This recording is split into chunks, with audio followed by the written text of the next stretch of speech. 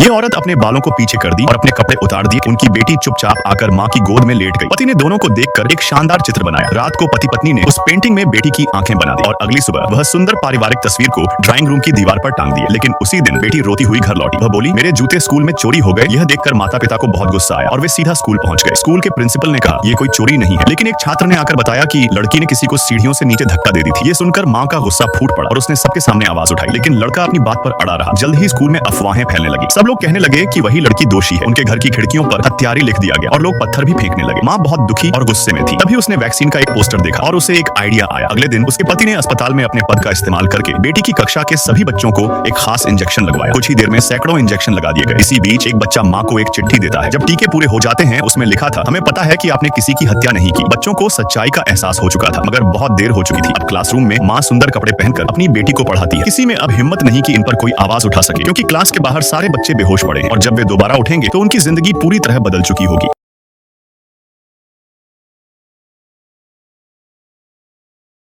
ये सिपाही अचानक घबराते हुए पेड़ के एक खोखले में जा छिपा। ठीक उसके ऊपर जर्मन सेना का एक अधिकारी उसकी तलाश कर रहा था, क्योंकि छिपा हुआ आदमी एक भगोड़ा सैनिक था और जर्मन सेना में भगोड़े सैनिकों के साथ दुश्मनों से भी ज्यादा बेरहमी की सजा मिलती है। अगर ये पकड़ लिया जाता तो अंजाम बहुत बुरा होता। सिपाही बिना आवाज किए चुपचाप वहीं रहा, लेकिन यह बच जाता है। सैनिकों के जाने के बाद वह डरते हुए बाहर आया। ठंडी हवा से वह कांप रहा था और भूख भी सताने लगी थी। तभी उसकी नजर सेना की जीप पर पड़ी। वह पर कोई सैनिक नहीं था। उसमें एक गर्म कोट, उसकी नाप के जूते और एक टोकरी भर फल रखे थे। उसने और तलाश की तो एक अफसर की वर्दी भी मिल गई। उसे एक आइडिया आया। उसने फौरन वर्दी पहन ली, शीशे में देखकर चेहरे से गंदगी साफ की। उसे बहुत मजा आ रहा था। फिर वह अफसर की तरह बोलने की प्रैक्टिस करने लगा। तभी उसे एक जर्मन सिपाही सामने से आता दिखा। आदमी डर गया कि कहीं वह पकड़ा ना जाए, लेकिन तभी सिपाही ने उसे सैल्यूट मारा और रिपोर्ट देने लगा। तभी उसे याद आया कि अब वह कैप्टन के भेष में। उसने सिपाही को जीप ठीक करने का आदेश दिया और चुपचाप उसकी पिस्तौल भी ले ली। थोड़ी ही देर में जीप कीचड़ से बाहर आ गई और आदमी धीरे धीरे अपने नए किरदार में ढलने लगा। उसने सिपाही से पहचान पत्र भी मांगा। सिपाही डर के मारे सब कुछ दिखा देता है और कहता है कि मैं भगोड़ा नहीं हूँ सर, बस बटालियन से बिछड़ गया था। आदमी जानता था कि यह झूठ है, क्योंकि खुद उसने भी ऐसा ही किया था, लेकिन उसने उसका भांडा नहीं फोड़ा, बल्कि